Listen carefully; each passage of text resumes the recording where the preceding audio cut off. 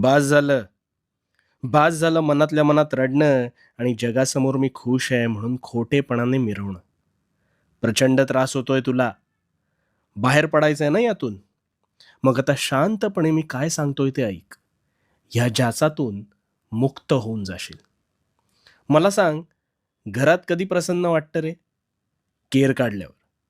कारण केर काढल्यावर घरात लक्ष्मी वास करते अशी एक धारणा आहे. पण मग हाच कचरा जर तू साठवत नेलास, तर घरात दुर्गंधी पसरेल आणि मग काही दिवसात ह्याच दुर्गंधीने घरात रोगराई पसरू शकते.